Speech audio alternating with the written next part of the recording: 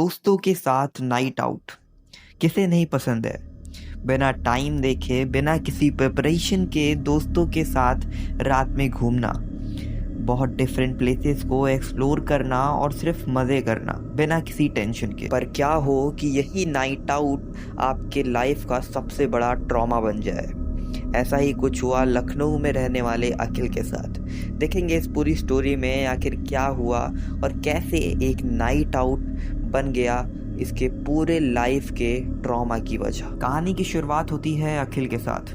अखिल जो कि लखनऊ का रहने वाला था। अभी 2024 में अखिल के मामा की शादी थी। अब मामा की शादी में बहुत सारे लोग आए हुए थे, जिसमें अखिल के दोस्त भी थे और अखिल के बहुत सारे कजिन्स भी थे। अब यूजुअली क्या होता है, जब घर की शादी होती है तो ज़्यादा इन्जॉय नहीं कर पाते हैं, क्योंकि खुद के घर की शादी है तो बहुत सारा काम भी होता है।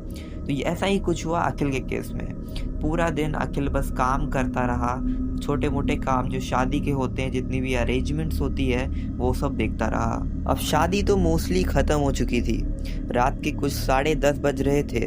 अखिल फाइनली फ्री होता है।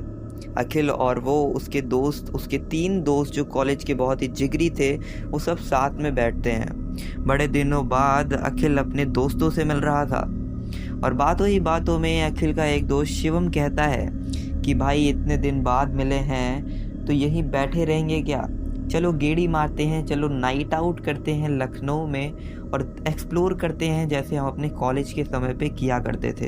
अब अखिल और बाकी के उसके दोस्त भी बहुत एक्साइटेड हो जाते हैं, क्योंकि शादी में कुछ ज़्यादा खास मज़ा आई नहीं थी और असली मज़ा तो भाई दोस्तों के साथ ही आती है, जब हम दोस्तों के साथ नाइट आउट करते हैं, एंजॉय करते हैं बिना किसी रिस्ट्रिक्शन के। अब अखिल के पास एक स्कॉर्पियो कार थी, तो अखिल, शिवम, आदर्श, अभय और अखिल का एक कजिन जिसके साथ उसकी बहुत अच्छी बनती थी, अंशुल, ये टोटल के टोटल 5 लोग बैठ जाते हैं कार में और निकल पड़ते हैं लखनऊ की गलियों पे। याद रखिए इस समय रात के लगभग 11 बज चुके हैं और ये टोटल 5 लोग कार में बैठते हैं और निकल पड़ते हैं बिना किसी डेस्टिनेशन के। इनको खुद नहीं पता था इन लोग को कहाँ पे जाना है, इनको बस एक्सप्लोर करना था, इनको बस एडवेंचर करना था।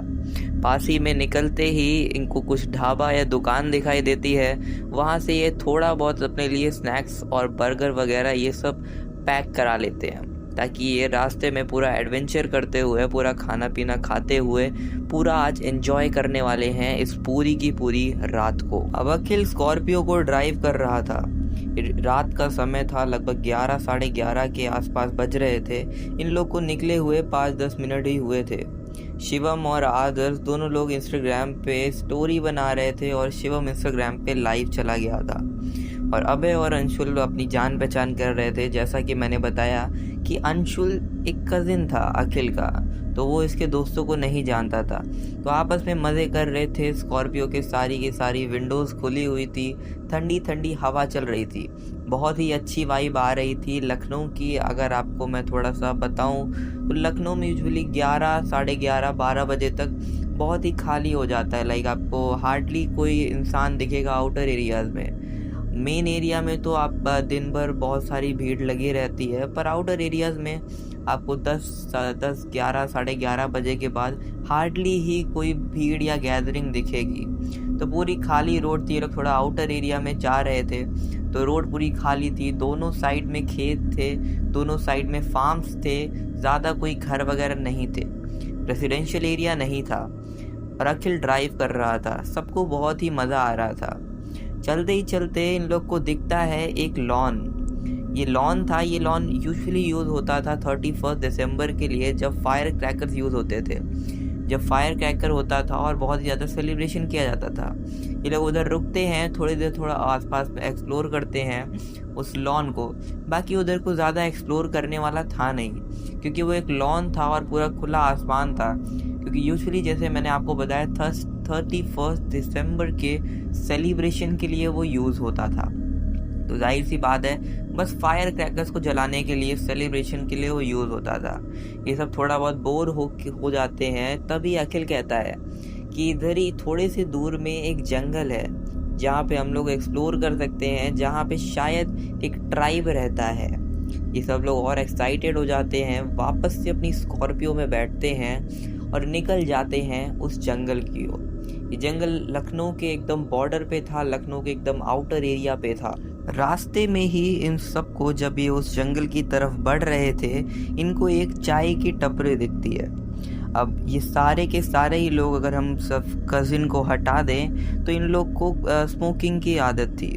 तो ये चारों के चारों लोग रुकते हैं। हालांकि जो अंशुल था वो सिर्फ चाय पीता है और अखिल, शिवम, आदर्श और अभय स्मोक करते हैं। ये सब स्मोक वगैरह करके, चाय वगैरह पी के अपना बहुत पूरा फ्रेश हो गए थे। अगर मैं टाइम बताऊं तो 12:30 बज चुके थे। चाय वाला उन लोग से पूछता है कि आप इस साइड कहाँ जा रहे हैं? तो ये लोग कहते हैं इस साइड हम लोग बस ऐसे ही घूमने जा रहे हैं। तो चाय वाला बड़े ही शौक में कहता है कि भाई तुम लोग पागल हो गए हो क्या? तुम लोग उस जंगल में क्यों जा रहे हो? पहली बात तो वहाँ पे बहुत जानवर भी होते हैं और भूत प्रेत का भी खतरा है। तो भाई अब ये सब बहुत ही यंग लोग थे, तो ये सब ज़्यादा विश्वास नहीं करते थे इस पैरानॉर्मल चीज़ों पे। इन लोग को तो बस एडवेंचर करना था रात में इन लोग को नाइट आउट करना था, मेमोरीज क्रिएट करनी थी। तो ये चाय वालों की बात को नज़रअंदाज कर देते हैं और अपनी स्कॉर्पियो में बैठ जाते हैं। अब जैसे ये लोग स्कॉर्पियो में बैठते हैं, अंशुल को कुछ अजीब सा फील होता है। वो कार में पीछे की साइड देखता है, जो पीछे जो ग्लास होता है, तो उसको कुछ दिखता नहीं है, पर उसको थोड़ी सी हैवी फीलिंग आ रही थी। करीबन 10 से 15 मिनट की ड्राइविंग के बाद ये लोग जंगल में पहुंच जाते हैं। अब जंगल की ज्योग्राफी अगर मैं आपको समझाऊं तो बीच में कच्ची पक्की रोड थी और साइड में खूब सारे अजीब अजीब पेड़ थे। अजीब पेड़ इन द सेंस अलग अलग पेड़ थे, यूनिफॉर्म पेड़ नहीं थे, एक तरह के पेड़ नहीं थे। तो इसका मतलब है कि उधर कोई आता जाता नहीं था। तो ये लोग जंगल में एंटर करते हैं। अब जंगल में एंटर करते ही इन लोग को बहुत ही शॉकिंग फील होता है। ये लोग देखते हैं कि सामने एक पतला सा लड़का, जो कि बिल्कुल नॉर्मल लग रहा है, एक पतला सा लड़का सामने खड़ा हुआ है और ये इन लोग की गाड़ी को रोकने की कोशिश कर रहा है। ये अपने दोनों हाथों से गाड़ी को रोकने के लिए इशारा कर रहा है। तभी अखिल ब्रेक लगाता है और गाड़ी को रोकता है। ये लोग ज़्यादा डरते इसलिए नहीं है क्योंकि वो लड़का बहुत ही कमज़ोर लग रहा था। मुश्किल से हार्डली 9-10 साल का लड़का था और ये टोटल 5 लोग थे। तो ये लोग ज़्यादा डरे भी नहीं कि भाई अगर चोर डाकू भी होगा तो क्या ही कर लेगा, हम 5 हैं, ये लोग 1 2 3 4 ही होंगे। तो इतना ज़्यादा सोचते नहीं हैं और रोक लेते हैं। ये सोचते हैं कि क्या पता ये लड़का किसी नीड में हो, किसी मदद में हो। जैसे ही कार को रोक के अखिल अपनी विंडो को डाउन करता है और पूछता है उस लड़के से कि तुम यहाँ क्या कर रहे हो, इस जंगल में क्या कर रहे हो, यहाँ तो बहुत खतरा है। तो वो लड़का कहता है कि मेरा नाम ज्ञान है, मैं इधर ही पास के एक गाँव में रहता हूँ। मैं वापस आ रहा था लेकिन मैं इस जंगल में खो गया हूँ, मैं ढूंढ नहीं पा रहा हूँ। हम लोग अभी इधर शिफ्ट हुए हैं, मेरी पूरी फैमिली यही पास के गांव में शिफ्ट हुई है और मैं इधर काम करता हूँ। और आज मेरा पहला दिन था और मैं जब इधर से आ रहा था तो मुझे रास्ता नहीं मिल रहा है। यहीं पास में मेरा गांव है, अगर आप लोग मुझे छोड़ देंगे तो बहुत ही मेहरबानी होगी और मेरी बहुत ही मदद हो जाएगी। मैं इधर 2 घंटे से घूम रहा हूँ।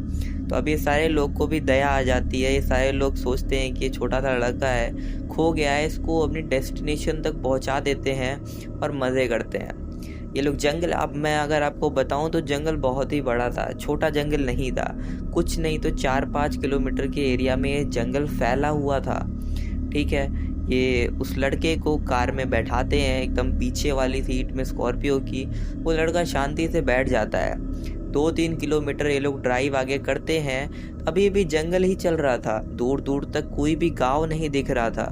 लेकिन तभी वो लड़का अखिल को रोकता है, कहता है भैया इधर ही रोक दीजिए। जैसे ही अखिल कार पे ब्रेक लगाता है वो कहता है मुझे इधर ही उतरना था।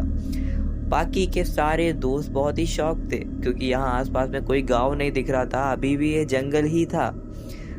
पर जैसा कि लड़के ने कहा था तो अखिल छोड़ देता है। अखिल ब्रेक मारता है और वो लड़का गाड़ी से उतरता है। अखिल थोड़ी देर उधर ही वेट करता है, देखता है कि वो लड़का कहाँ जा रहा है, सेफली जा भी रहा है या नहीं जा रहा है। देखने के बाद वो देख लेता है। उसके बाद वो लोग उधर ही थोड़ी देर रुकते हैं। देखते देखते वो लड़का अंधेरे में गायब हो जाता है।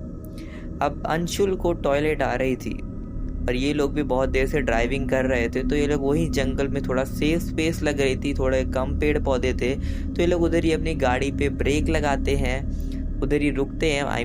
जिस जगह पे उन्होंने उसको ड्रॉप किया था उस लड़के को, उसी जगह पे वो लोग रुकते हैं, अपनी कार से उतरते हैं और अंशुल चला जाता है टॉयलेट करने। हालांकि अंशुल अंदर टॉयलेट करने गया था थोड़ा जंगल के अंदर। ये बाकी के चारों दोस्त आसपास में एक्सप्लोर कर रहे थे।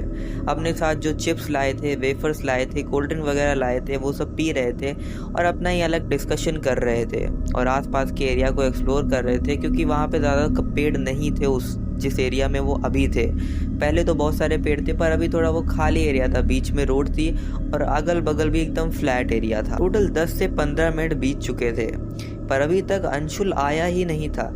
इन लोग को धीरे धीरे टेंशन होना स्टार्ट हो जाती है कि आखिर अंशुल कहाँ गया। ये लोग उसी डायरेक्शन में जाते हैं जिस डायरेक्शन में अंशुल गया था। ये लोग जाते हैं, अंदर जाते हैं, पर अभी तक उनको अंशुल दिख ही नहीं रहा था।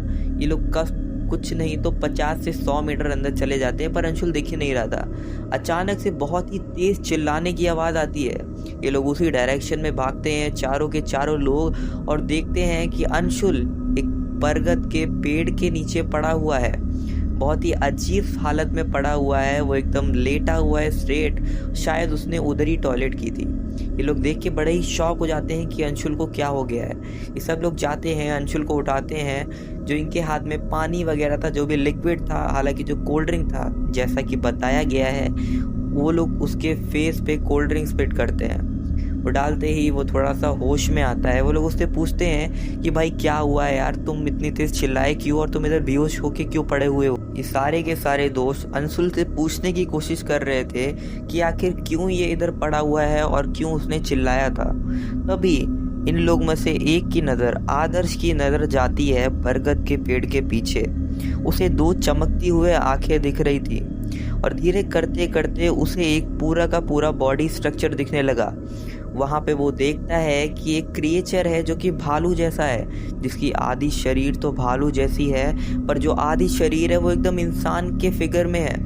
वो देख के बहुत ही डर जाता है, पर वो बिल्कुल भी पैनिक नहीं करता है, क्योंकि अगर वो पैनिक करता तो बाकी सब बहुत ज़्यादा डर जाते हैं। आदर्श शिवम की ओर इशारा करता है, शिवम अखिल की ओर इशारा करता है और अखिल अभय की ओर इशारा करता है। ये लोग साफ साफ देखते हैं उस क्रिएचर को। एक आदमी नहीं, चारों के चारों लोग देखते हैं उस क्रिएचर को, कि वो बहुत ही क्रीपी क्रिएचर था। आपको सोचिए, आप एक जंगल में हैं और आप एक ऐसे क्रिएचर को देख रहे हैं जो कि ना जानवर है ना इंसान है, वो कुछ और ही है। ये लोग देखते हैं, तभी अखिल की नजर जाती है उसी बरगद के पेड़ के ऊपर। सेम साइज के, सेम स्ट्रक्चर के, सेम फेस के टोटल 8 से 9 क्रिएचर्स पेड़ के ऊपर भी बैठे हुए थे।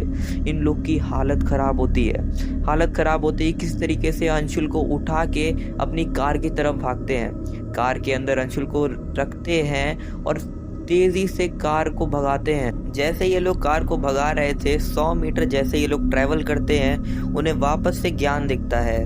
वही लड़का जो थोड़ी देर पहले इन लोग से लिफ्ट मांगा था।